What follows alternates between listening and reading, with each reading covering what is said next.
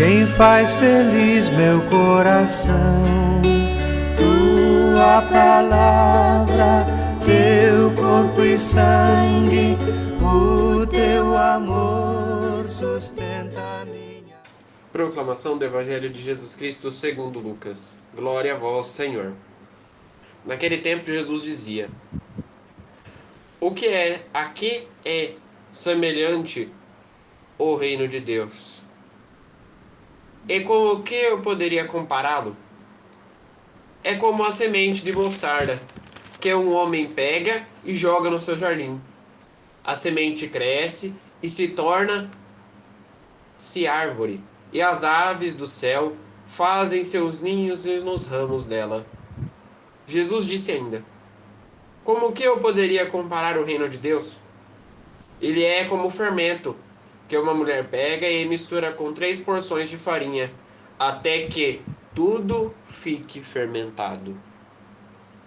Palavra da salvação. Glória a vós, Senhor. Meus irmãos e minhas irmãs, que as palavras do Santo Evangelho perdoem os nossos pecados. Amém.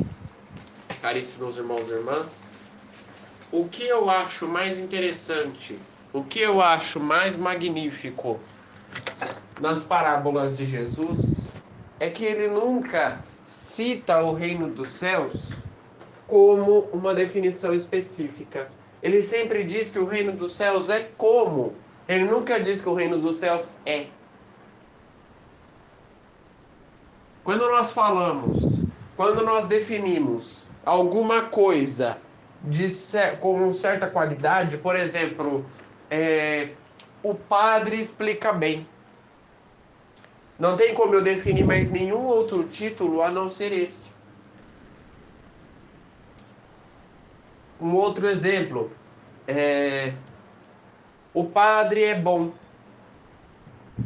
Não tem como eu definir mais nenhum outro título a não ser esse. Quando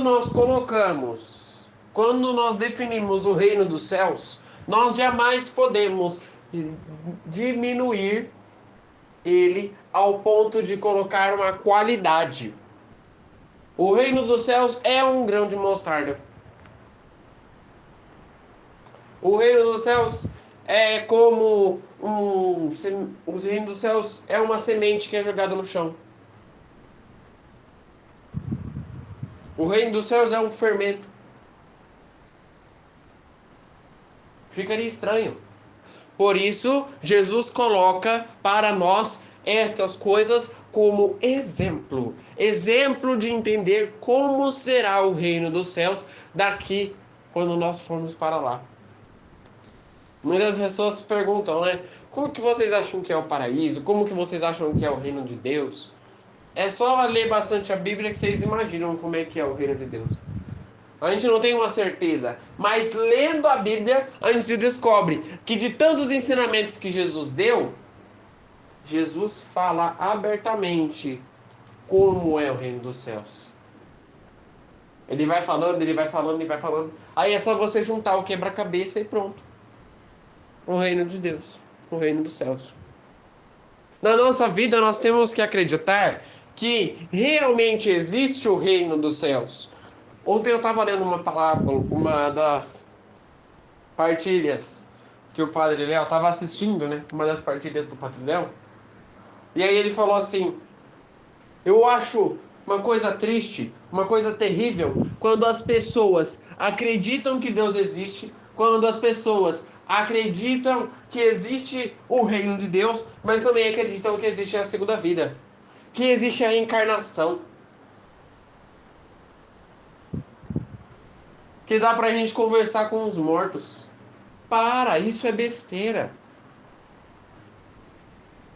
A partir do momento em que você morre, não existe como você reencarnar. Por quê? Jesus não vai fazer, Deus não vai colocar um espírito velho num corpo novo. Deus não vai colocar espírito velho em um corpo novo. E por que não? Porque ficaria estranho. Se você foi colocado num espírito novo e com um corpo novo, por que que ele vai colocar a próxima num espírito, um espírito velho num corpo novo?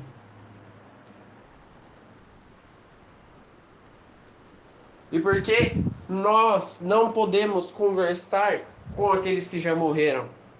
Porque já foi. Jesus dá estas oportunidades na nossa vida para que a gente siga adiante e não volte para o passado.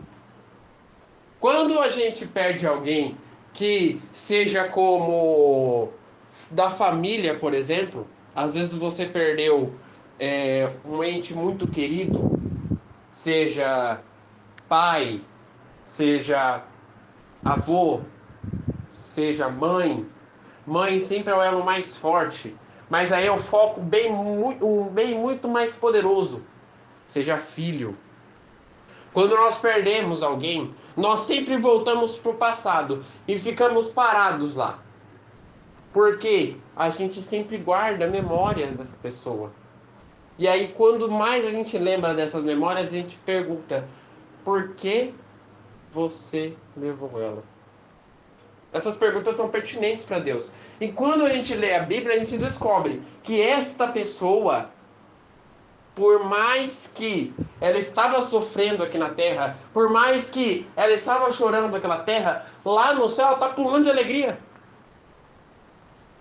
E nós devemos se alegrar e não se entristecer porque ela se foi. Mas nós devemos se alegrar com ela, porque ela está num lugar melhor do que nós. Diremos nós católicos que ela está num lugar privilegiado, porque ela está do lado de Deus, no colo de Maria.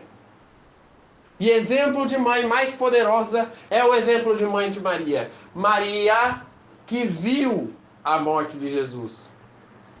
Perdeu o filho e viu a morte de Jesus. Quando nós olhamos para alguém que perde um filho, nós sempre remetemos à imagem de Nossa Senhora, que sofreu com a perda do seu filho no alto da cruz. E detalhe, ela viu. Ela viu quando os soldados crucificaram Jesus com pregos. Ela viu quando Jesus entregou o Espírito. Ela viu Jesus carregando a cruz.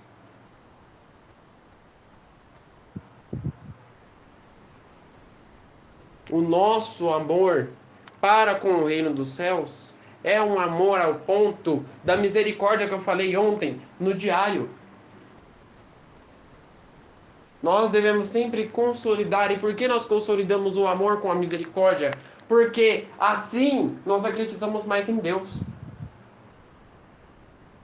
Quando nós consolidamos o amor com a misericórdia, a gente entende, não, mas ele está num lugar melhor, ele está num lugar mais privilegiado, ele está num lugar que está perto de Deus. Ele sofreu aqui, mas lá ele não vai sofrer mais. Nós devemos se alegrar, ficar felizes, ficar contentes, animados. A gente sabe que é difícil. Eu sei que é difícil. Perdi muitas pessoas na minha vida. Perdas recentes, perdas já passadas, mas que fazem a diferença. Mexe muito. Porém, o principal passo para não machucar você e, consequentemente, não machucar o outro, que quando você morre, a gente sempre fala, quando a pessoa morre, a pessoa vira um anjo. Realmente. Porque a missão dela lá em cima é guardar você. Ela literalmente vira um anjo. Então, é difícil. É ruim. Mas o primeiro passo é não lembrar do passado. O Padre Léo falou uma coisa ontem, e é uma coisa muito bonita.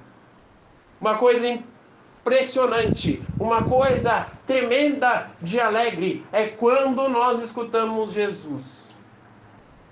Jesus nunca fez perguntas do passado para as pessoas. aquela mulher que estava sendo pega em adultério, Jesus não fez perguntas do passado. Aquele homem que se ajoelhou na frente de Jesus, perguntando o que era preciso para subir para a vida eterna, ele não fez perguntas do passado. E por que não? Porque o passado é passado. A partir do momento em que nós temos este encontro poderosíssimo com Jesus, a partir do momento em que nós temos um encontro com Jesus, que nós ficamos olhar com olhar, é um recomeço. Só no olhar de Jesus ele já te dá um recomeço. Porém, nós não podemos voltar para o passado. A partir do momento em que nós voltamos para o passado, nós esquecemos daquele encontro com Jesus. Porque o encardido não quer que você siga em frente. O encardido não quer que você siga em frente. Toquei no lado mais ruim do evangelho de hoje, né? Seguindo. No final, Jesus diz ainda uma frase que parece não fazer sentido, mas faz bastante. Ele é como o fermento que uma mulher pega, coloca nas 3 porções de farinha, até que tudo fique fermentado. Qual é a função do fermento? Crescer. Quando a gente olha uma pessoa muito grande, a gente pergunta o quê? Você tomou quantos chá de fermento? Não é verdade? Quando a gente olha para uma pessoa que é muito alta, a gente pergunta, você tomou chá de bambu? Já me perguntaram bastante isso. Muitas vezes. O fermento, ele utilizado da forma correta, ele faz bolo crescer, faz pão crescer. Só que daí você tem que utilizar na forma correta. Lá na receita está escrito, coloque 2 colheres de fermento. Aí você vai lá, cata a colherzinha e coloca. Não pode ser colherão, tem que ser colherzinha. Cata e coloca. 2 colheres de fermento. Não, mistura. E sempre no final, não pode colocar no início, tem que colocar no final. Se colocar no início, a massa desanda. Vocês acham que eu não sei fazer bolo? Porém, o fermento, quando colocado demais, a massa desanda. Você pode colocar o fermento na receita, só que tem uma receita prescrita para colocar o fermento. Olha que interessante. O fermento, a função dele é crescer, e você não pode colocar muito, porque senão ele fica duro feito uma pedra. Você não pode colocar pouco, que senão ele não cresce. Você não pode colocar antes, que senão ele desanda a massa. A potência do fermento é tão grande que, aplicando o fermento como o reino de Deus, nós entendemos principalmente o que Jesus quis nos falar no evangelho de hoje.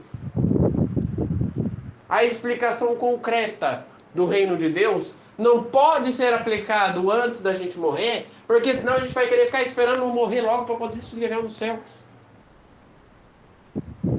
Não pode ser aplicado demais quando a gente estiver perto de morrer, porque senão a gente vai morrer logo. Nós devemos sempre procurar a vida. Tudo aquilo que é vida. É exatamente isso que Jesus quer. Que nós procuremos a vida. E aonde nós vamos encontrar a vida? Nele. É como se o fermento fosse Deus. Para nós chegarmos em Deus, nós precisamos colocar Deus na nossa vida. Só que da maneira certa. Nós não podemos colocar Deus de lado. Nós não podemos colocar Deus do início, porque senão nós vamos desandar a nossa massa. Nós temos que colocar Deus no centro. No meio. E não precisa ser 2 colherzinhas, não. Pode ser um colherão mesmo. Daqueles que a tia mexe as panelas na escola. Pode ser aquele colherão. Porque Deus não é fermento. E que coisa magnífica quando nós descobrimos o que é o sentido de que Jesus está falando nisso. E Jesus está falando das conexões. Evangelho poderoso esse de hoje. Admirável com a Bíblia hoje. Hoje eu estou admirado com a Bíblia. Rezemos juntos. Pai nosso, que estais nos céus, santificado seja o vosso nome. Venha a nós o vosso reino. Seja feita a vossa vontade, assim na terra como no céu. O pão nosso de cada dia nos dai hoje. Perdoai as nossas ofensas, assim como nós perdoamos a quem nos tem ofendido. E não nos deixeis cair em tentação, mas livrai-nos do mal. Amém. Que no dia de hoje fique na paz e na alegria de Deus.